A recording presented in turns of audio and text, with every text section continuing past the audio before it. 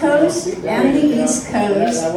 So Rumpus Room, Kerry, what is your first name? Sue? Mary Sue? Mary Sue.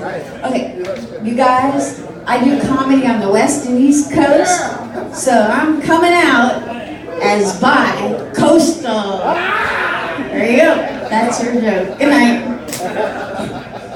So I'm the owner of a nonprofit called Veterans Laugh.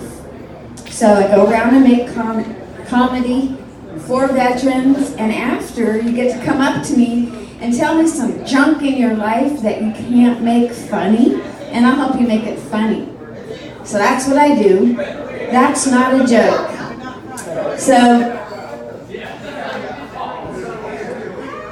my attorney, I have an attorney, you know, when you have a nonprofit, you have to have an attorney.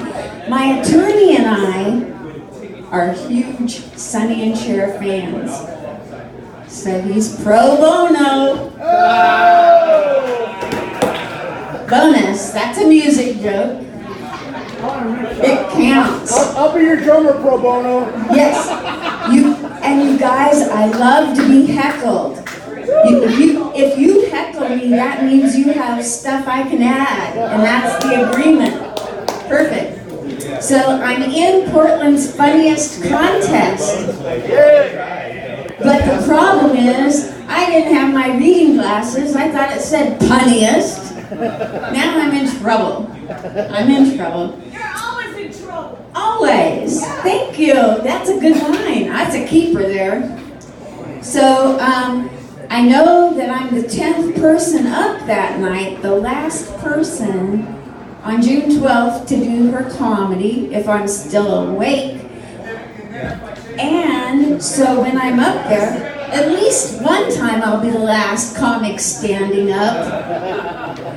Now, comedy is the second oldest profession. Stand up, the first one was laying down. These are all original. That's the truth. That's right. Flip Wilson and the devil made him do it. Nothing wrong with it. No shame. Back to the script now. There you go. So, is this really Portland, you guys? Because it looks like Potland to me. Am I right? I think the Moda Center should be called the Mota Center. This place is nuts. I'd like to say hello to each and every one of you, but Portland has a rule. We're passive aggressive. So, sir, I know you're a veteran. Do me a favor and you tell everybody hello for me. Awesome, that worked. So I grew up here in the 50s, and I know what you're thinking. It was not either the 1850s, it was the 1950s. Yep. I grew up here so long ago, I ran track way before the University of Oregon track star Steve Prefontaine. Okay? So that makes me pre-Prefontaine. But I've only been doing comedy for 9 years, including comedy writing. 9 years, so that makes me post-prior. And his fire, but we don't get into that. Thank you. Post-prior. Prefontaine, post-prior. These are, if wordplay ever comes back, I'm going to be rich. So what's it like growing up in the 50s, you ask? So nice of you to ask. Confusing. The teachers lied to us. They told us we should be proud in the 50s to be from here. I checked around in the 50s, we had Jane Russell in her Cross Your Heart bra. That was Oregon's one-hit wonder bra. Do you remember it? Okay, it's a pretty good pun, or should I throw it out? What do you think? That one should go. Okay, perfect. Thank you. It can be fixed. I'll work on it. So, that goes with that one. So, maybe we should be proud of Sacagawea and Lewis and Clark, but I checked on that. They're not natives. They weren't born here, it doesn't count. I mean, they were native, but they weren't born here. Little play on words there. So, technically, I'm from Portland, Oregon. Anybody go to David Douglas High School here? Now's your chance to date me. You didn't ask me out in high school, so now's your chance. Yeah, that's what I thought. It's confusing being in Portland because Portland keeps changing its tagline. What the heck? First it's the city of roses, then it's Bridgetown, then it's Stumptown. At my age, I can barely remember the Alamo. Give me a break. Give me a break. Also confusing, in the 50s, we used to have those really long white gloves to ride the trolley all the way downtown from out there to go shop. Oh, I'm sorry, I mean shoplift. My bad. Bonus, you got the gloves on, no fingerprints, so it didn't happen. My city now has been taken over by aliens. Legal aliens. From all of the places in the world. You know, I'm not talking illegal. 7 continents are here. 72 languages are spoken at David Douglas High School now.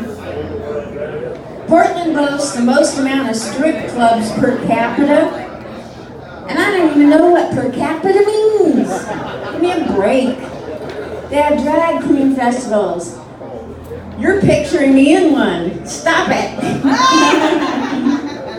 They have the most amount of strip clubs, you know, and it's the Northwest, so those strip clubs, the strip poles, stripper poles, you can tell I've never been in, never done this. You can tell. Anyway, those strip poles, they're log poles. Log poles. They give you splinters. Yes, so that means that doctors have had to open up a whole new industry of removing splinters. Talk about doctors without borders and boundaries. Okay, so when it goes red, I wrote in red. When that light's red, I can't read. Portland took the inscription on the Statue of Liberty too seriously. You know, huddled masses. That's like, are they talking about our homeless? Because that's what I see huddled, is a lot of masses in Portland. It's confusing here.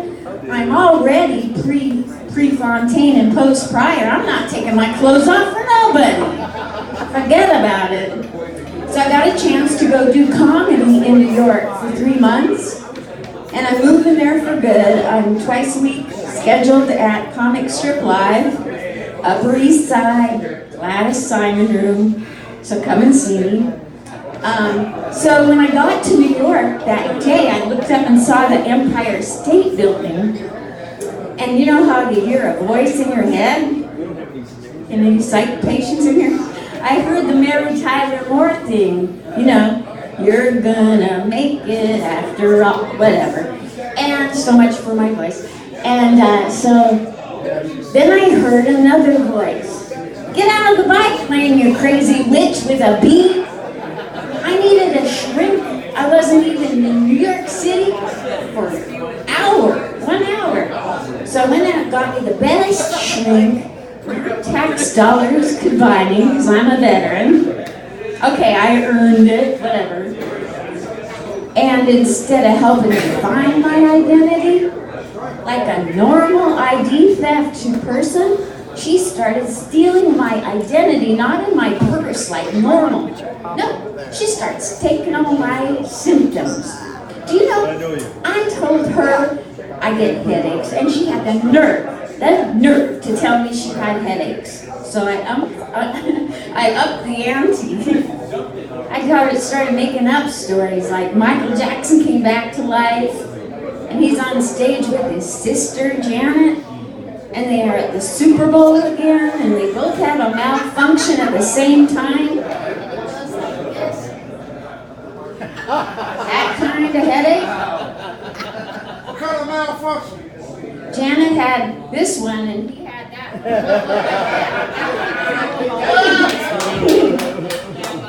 Well, turns out she had the same headache, and every single thing I had, my shrink took.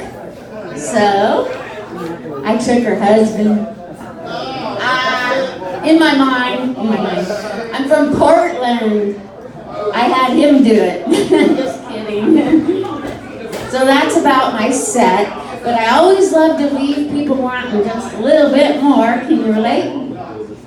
So I don't pay my bills. Kidding, right? I have a song I want to sing for you guys. Would you let the comic sing a song?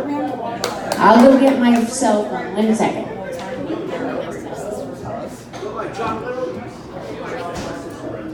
Yeah? Oh.